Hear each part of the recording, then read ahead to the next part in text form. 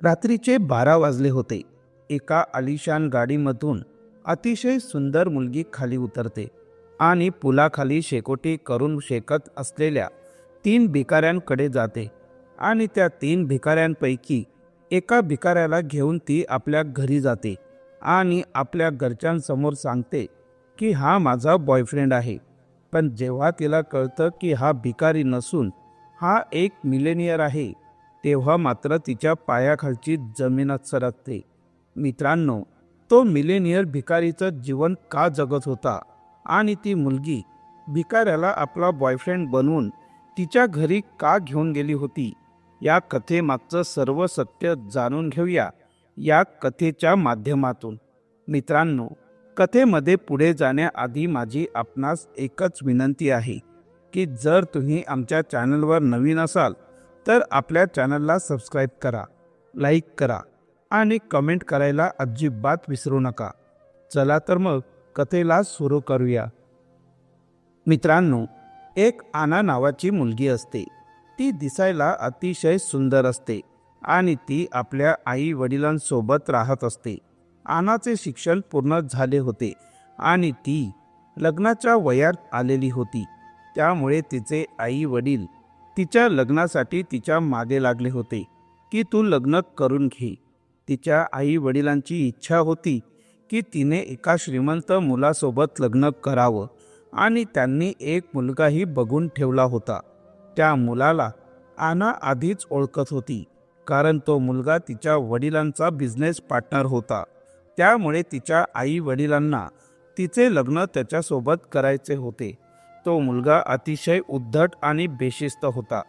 आनाला मात्र त्याच्यासोबत लग्न करायचं नव्हतं. त्या मुलाला पैशांचा खूप गर्व होता. तो आनासोबत खूप उद्धटपणे आणि जोर जबरदस्तीने वागत होता आणि जबरदस्ती करून तिच्यासोबत लग्न करण्याचा प्रयत्न करत होता. पण आना ही वेगळ्या विचारांची मुलगी होती. तिला पैशांमध्ये जराही रस नव्हता. तिचे विचार असे होते की तिला एक असा मुलगा मिळावा जो तिच्या सुंदरतेकडे आणि पैशांकडे न बघता फक्त तिच्याकडे बघून लग्न करेल. पण तिच्या आयुष्यात असं कोणीच नव्हतं ज्याला ती आपला जीवनसाथी बनवू शकणार होती किंवा त्याच्यावर प्रेम करू शकणार होती. हळूहळू दिवस असेच पुढे जात राहिले. आनावरती तिच्या आई वडिलांनी आता दबाव टाकायला सुरुवात केली होती. आनाला काहीही करून या गोष्टींमधून बाहेर पडायचं होतं, पण तिच्याकडे कोणताही मार्ग उरलेला नव्हता. पण तिला त्या उद्धट आणि बेशिस्त माणसासोबत लग्न करायचं नव्हतं. एके दिवशी ती आपल्या मैत्रिणीसोबत बसलेली होती आणि ती तिच्यासोबत तिच्या घरच्यांच्या वागणुकीबद्दल बोलत होती. बोलता बोलता ती रडायला लागली आणि रडत रडत ती सांगत होती की कसे तिचे घरचे तिला त्रास देत आहेत आणि त्या उद्धट आणि बेशिस्त माणसासोबत लग्न करण्यास भाग पाडत आहे.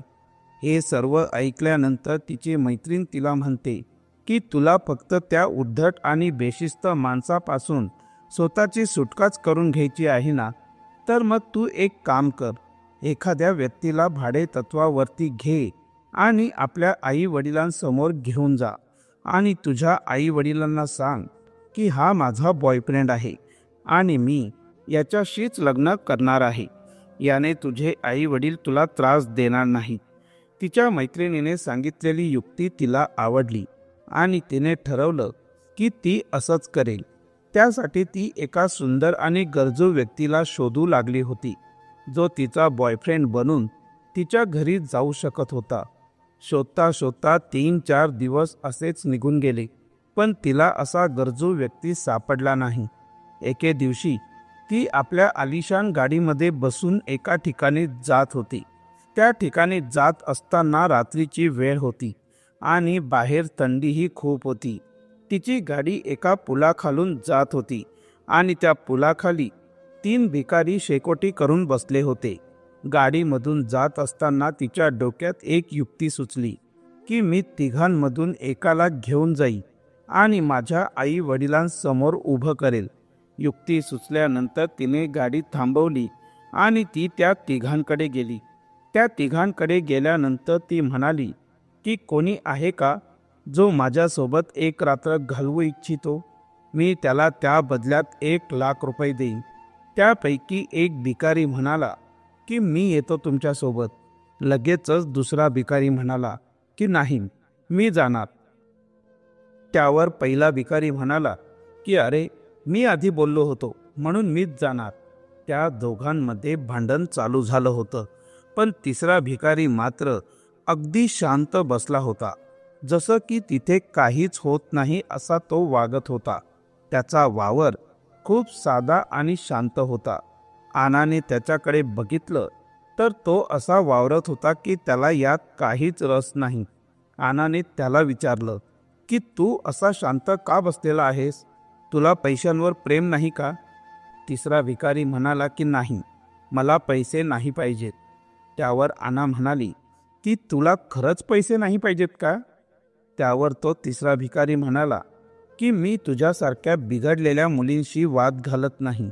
ओके, तू आपले पैसे वाया घालवत आहेस. आनाने बघितलं की मी एवढे पैसे देत आहे तरीही त्या भिकाऱ्याला त्या पैशांमध्ये थोडाही रस नाही. भिकारी दिसायला खूप सुंदर होता आणि अट्रॅक्टिव्हही होता. तिने थोडा विचार केला आणि विचार करून म्हणाली की तुझी किंमत किती आहे ते सांग. त्यावर तो तिसरा भिकारी हसला आणि म्हणाला की तुझ्यासारख्या पैशावाल्या लोकांमध्ये मला जराही रस नाही. मला एकटं सोड. त्यावर आना त्याला म्हणाली, पण मला तुला माझ्यासोबत घेऊन जाण्यासाठी काय करावं लागेल? त्यावर तो तिसरा भिकारी म्हणाला की मी 3,00,000 रुपये घेईन. त्यावर आना काही न बोलता आपल्या पर्समधून 3,00,000 रुपये काढते आणि त्याच्याकडे हात करून म्हणते की हे घे आणि चल माझ्यासोबत. तो तिसरा भिकारी म्हणतो की तू मस्करी तर करत नाहीस ना? त्यावर आना म्हणाली की त्याने तुला का फरक पडत आहे? आना पैसे पुढे करत म्हणाली, चल आता गुपचूप माझ्यासोबत. त्यावर तो तिसरा भिकारी म्हणाला की ठीक आहे, तू हे पैसे माझ्या या मित्रांना दे. मी तुझ्यासोबत असाच येऊन जाईन. त्या भिकाऱ्याचे वागणे आनाला जरा विचित्रच वाटले, पण त्याच्या या वागणुकीकडे आनाला एक प्रकारे आकर्षण वाटत होतं. आना 3,00,000 रुपये त्याच्या दोन्ही भिकारी मित्रांना देते आणि म्हणते की मी तुझ्या मित्रांना पैसे दिले आहे, आता तुला माझ्यासोबत यावं लागेल. त्याने त्याच्या दोन्ही मित्रांना पाहिलं आणि स्मित हास्य देऊन तिच्यासोबत जायला निघाला. त्याचे दोघंही मित्र खूप खुश झाले होते. त्यांना काहीच न करता एवढे पैसे मिळाले होते. तिने त्याच्याकडे आश्चर्यजनक नजरेने पाहिलं आणि मनातल्या मनात बडबडू लागली की हा खरोखर वेडा आहे का? या वेड्या माणसाला मी फक्त माझ्या प्लॅनचा हिस्सा बनवू इच्छित होते, पण हा मला त्याच्याकडे आकर्षित करत आहे.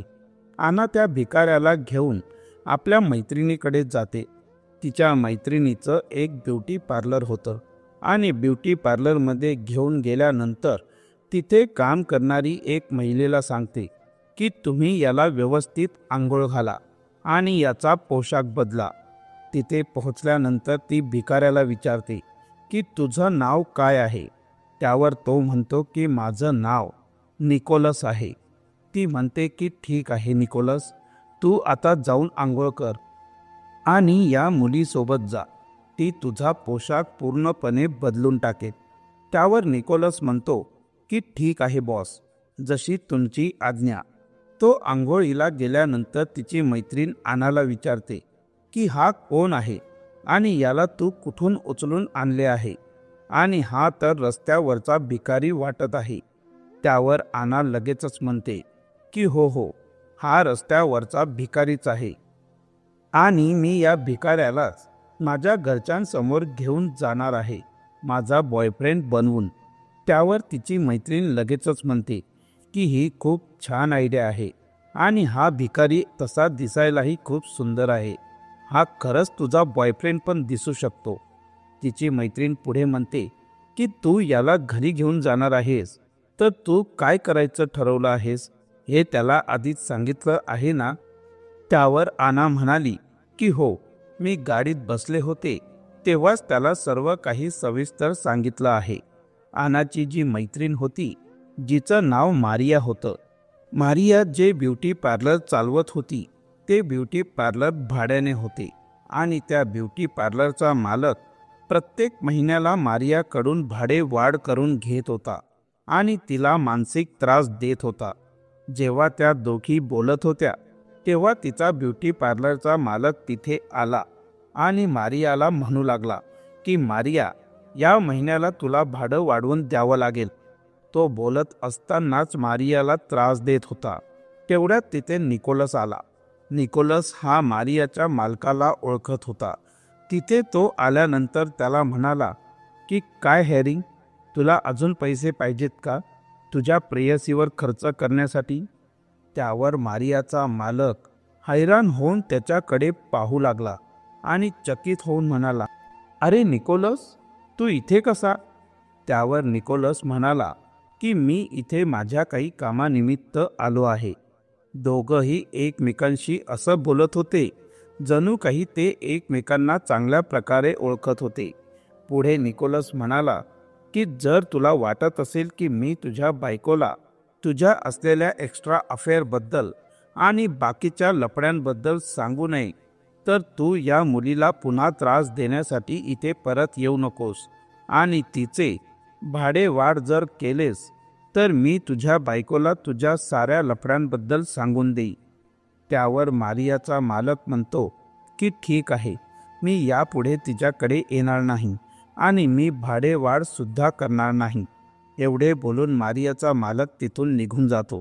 मारियाची मदत केल्यामुळे आनाच्या नजरेत निकोलसची इज्जत अजून वाढते. पण तिच्या मनात एक प्रश्न निर्माण होतो की हा नेमका कोण आहे? आणि प्रश्नाचे समाधान मिळवण्यासाठी आना निकोलसला विचारते की तू नक्की कोण आहेस आणि तू याला कसा ओळखतोस? त्यावर निकोलस म्हणतो की ते माझ्या मागच्या आयुष्याचा भाग आहे, हे सर्व सोड. असं म्हणून तो त्या संभाषणाला टाळाटाळ करतो आणि पुढे विचारतो की आता मला काय करायचं आहे? त्यावर मारिया लगेचच म्हणते की सर्वात आधी आपल्याला तुझं रूप बदलायचं आहे. तर तू एक काम कर, तिच्यासोबत जा आणि तुझा मेक ओव्हर करून घे. मेक ओव्हर करून आल्यानंतर जेव्हा आना त्याला बघते तेव्हा ती त्याच्याकडे एकटक बघू लागते. तो खूपच हँडसम दिसत होता. तेवढ्यात तिची मैत्रीण बघते की आना ही त्याच्याकडे किती प्रेमाने बघत आहे. तेवढ्यात मारिया निकोलसला सांगते की जा, तू कपडे बदलून ये.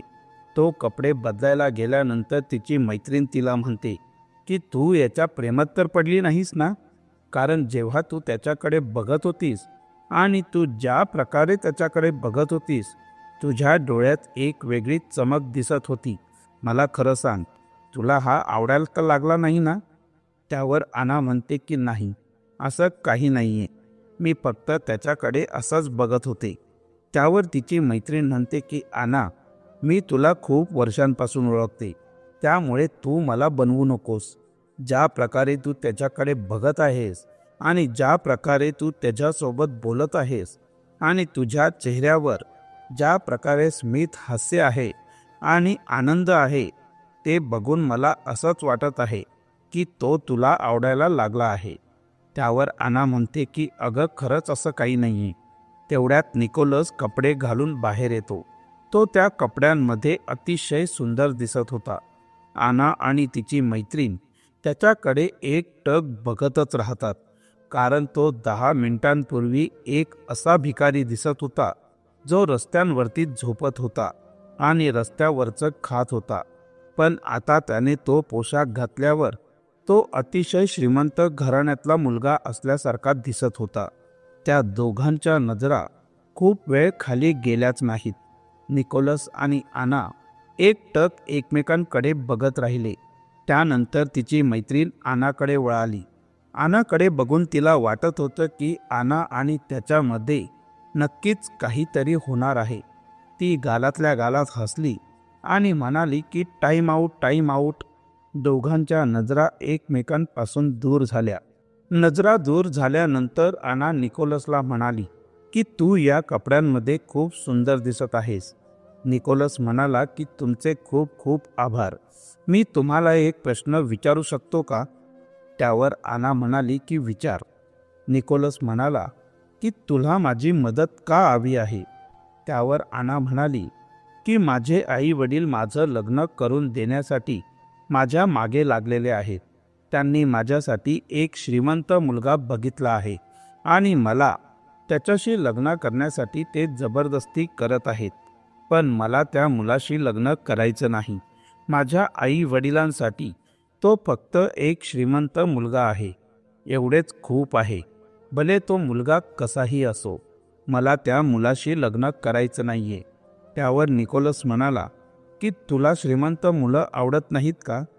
आना म्हणाली की मला काही फरक पडत नाही की मुलगा श्रीमंत आहे की गरीब आहे. मला फक्त प्रेम हवं आहे.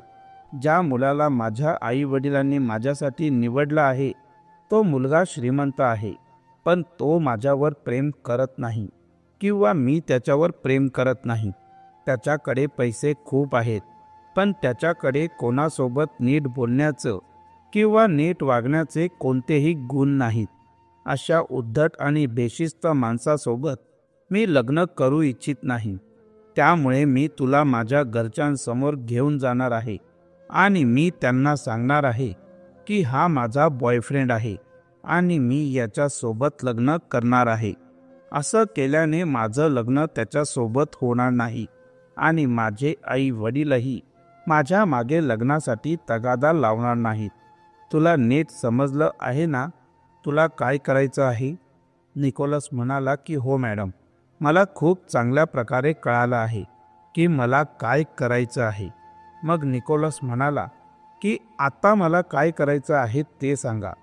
त्यावर आना म्हणाली की चल आता गाडीत बसून आपल्याला एका ठिकाणी जायचं आहे.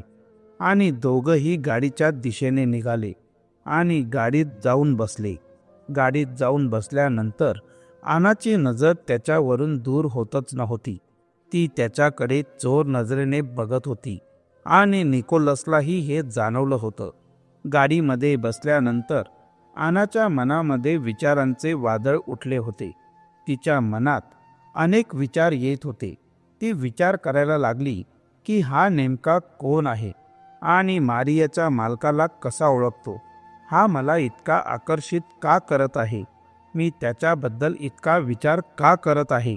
माझ्या मनाला हे काय झालं आहे.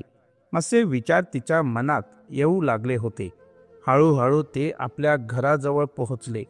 घराजवळ पोहोचल्यानंतर निकोलस आधी खाली उतरला आणि त्याने गाडीचा दरवाजा उघडला. हे बघून आना खूप आनंदी झाली, कारण तिला एवढा आदर याआधी कोणीच दिला नव्हता. घरामध्ये प्रवेश केल्यानंतर तिने जे जॅकेट घातले होते ते जॅकेटही त्याने त्याच्या हाताने उतरवले आणि जिथे जॅकेट ठेवतात त्या ठिकाणी तो गेला. आना हळूहळू घराच्या आतमध्ये गेली. आतमध्ये गेल्यानंतर तिचे आई वडील जेवत होते, पण तिच्या आई वडिलांसोबत तो मुलगाही बसलेला होता. जेव्हा आनाने त्याला बघितले तेव्हा ती खूप चिडली. ती तिच्या वडिलांना म्हणाली की बाबा, हा इथे काय करत आहे. हा इथे कशासाठी आला आहे. याला इथून जायला सांगा. त्यावर तो उद्धट मुलगा उठला आणि तिच्या जवळ गेला. तिच्या जवळ गेल्यानंतर तिला त्याने जोरात पकडले आणि तिला धमकी देऊ लागला की तू जर माझ्यासोबत लग्न केलं नाहीस तर मी तुझ्या वडिलांचा पूर्ण बिझनेस विकत घेईन आणि मी त्यांना रस्त्यावर घेऊन येईन. अजून खूप काही बोलत होता. हे ऐकून आनाच्या डोळ्यात पाणी आले. तेवढ्यात पाठीमागून निकोलस आला आणि म्हणाला की हे काय म्हणतोयस तू. आता निकोलसला तिथे बघितल्यानंतर जो उद्धट मुलगा होता तो खूप घाबरला आणि आश्चर्यचकित होऊन विचारू लागला की निकोलस सर, तुम्ही इथे काय करत आहात. मला माहीत नव्हतं की तुम्ही आनासोबत आहात. मला असं माहीत असतं की तुम्ही आणि आनासोबत एकत्र आहात तर मी तिला त्रास दिलाच नसता. प्लीज मला माफ करा. हे ऐकल्यानंतर आना खूप आश्चर्यचकित होऊन जाते. तिला समजत नाही की नेमका निकोलस आहे तरी कोण. तिचे आई वडीलही खूप आश्चर्यचकित होतात, पण तिच्या आई वडिलांना माहीत असतं की निकोलस कोण आहे तो उद्धट व्यक्ती माफी मागून तिथून निघून जातो. आना आता पूर्णपणे गोंधळलेली असते. तिला समजत नाही की इथे काय होत आहे. तिच्या मनात खूप साऱ्या विचारांचे वादळ निर्माण झाले होते. आता ती द्विधा मनस्थितीत निकोलसला विचारते की नेमके तुम्ही कोण आहात? मला काहीच कळत नाहीये. दुसरीकडून तिचे वडील म्हणतात की आना, तुला माहीत नाही का, हा तोच माणूस आहे ज्याने आपली सर्व संपत्ती दान केली आहे. त्यावर आना निकोलसला म्हणते की तुम्ही तेच निकोलस आहात का ज्याने आपली सर्व संपत्ती दान केली आहे? निकोलस म्हणतो की हो, मी तोच व्यक्ती आहे ज्याने सर्व संपत्ती दान केली आहे. जेव्हा मला कळाले की माझ्यासोबत असलेल्या सगळ्या लोकांना फक्त माझी संपत्तीच दिसत आहे आणि माझ्यामध्ये त्यांना जराही रस नाही, माझ्या संपत्तीमुळे माझे सगळे शत्रू झाले आहेत आणि माझी इज्जत फक्त माझ्या पैशांमुळेच आहे, त्यामुळे मी माझी सर्व संपत्ती दान केली आणि मी माझे गरिबीचे जीवन जगू लागलो. आधी माझ्याकडे खूप संपत्ती होती, पण मी आनंदी नव्हतो. पण आता मी खूप आनंदी आहे. हे सर्व ऐकल्यानंतर आनाचे मन भरून आले आणि ती रडायला लागली. ती पुढे म्हणाली की तुम्ही मला हे आधी का सांगितलं नाही? तेव्हा निकोलस म्हणाला की आधी मला फक्त एवढंच वाटत होतं की तू एक श्रीमंत बापाची बिघडलेली मुलगी आहेस आणि मजा मस्ती करण्यासाठी मला तू तुझ्यासोबत घेऊन जात आहेस. जेव्हा मी तुझ्या मैत्रिणीच्या ब्युटी पार्लरमध्ये तुझ्यासोबत बोललो तेव्हा मला कळालं की तू तशी नाही जसा मी विचार करत होतो. त्यामुळे मी तुला माझं खरं काही सांगितलं नाही आणि मी तुझ्यासोबत इथे आलो आहे. तुझ्यासोबत राहून मला कळालं की तूही माझ्यासारखाच विचार करतेस आणि तुलाही संपत्तीमध्ये रस नाही. तुला काही हरकत नसेल तर मी तुला एक प्रश्न विचारू शकतो का? आना म्हणाली की हो, विचार. निकोलस म्हणाला की जर तुझी काही हरकत नसेल तर तू माझ्यासोबत लग्न करशील का? आना हे ऐकून खूप चकित झाली. तिला धक्काच बसला, पण तिने मान हलवली आणि म्हणाली की हो, मी तुझ्यासोबत लग्न करण्यास तयार आहे. अशा प्रकारे दोघांनीही एकमेकांना मिठी मारली आणि दोघंही एकमेकांसोबत राहू लागले. दोघांनी एकमेकांना जेव्हा मिठी मारली तेव्हा तिचे आई वडीलही आनंदी झाले. अशा प्रकारे दोघंही एकमेकांसोबत लग्न करतात आणि आपलं पुढचं जीवन आनंदाने आणि प्रेमाने जगतात. मित्रांनो, ही होती एक अतिशय विलक्षण प्रेमकथा, ज्यामध्ये मुलगी आपल्या आई वडिलांपासून लग्नाच्या भांडणातून सुटका करून घेण्यासाठी एका भिकाऱ्याला बॉयफ्रेंड म्हणून घेऊन जाते. पण तो बॉयफ्रेंड मिलेनियर असतो आणि तिच्यावरती प्रेम करणारा निघतो. मित्रांनो, जाता जाता मी तुम्हाला एक विनंती करू इच्छितो. जर तुम्ही आमच्या चॅनलवर सबस्क्राईब केलं नसेल तर कृपया चॅनलला सबस्क्राईब करा आणि व्हिडिओला देखील लाईक करा. तुमचं एक लाईक आमचे मनोबल वाढवते आणि आम्हाला प्रेरणा मिळते की आम्ही तुमच्यासाठी अशाच कथा घेऊन येत राहू. कथा शेवटपर्यंत ऐकण्यासाठी तुमचे मनपूर्वक आभार. मित्रांनो, आपल्या चॅनलला दिलेल्या तुमच्या भरभरून प्रतिसादाबद्दल आणि प्रेमाबद्दल मी मनपूर्वक आभारी आहे. तुम्ही दाखवलेलं प्रेम शब्दात व्यक्त करणं कठीण आहे, पण तुमच्या या मोलाच्या पाठिंब्याबद्दल मी मनापासून तुमचे सर्वांचे आभार मानतो. तुमचं प्रेम असंच सदैव राहावं हीच माझी हात जोडून विनंती आहे. तुमच्या या प्रेमामुळेच आम्ही अधिकाधिक पुढे जाण्यासाठी प्रेरित होतो.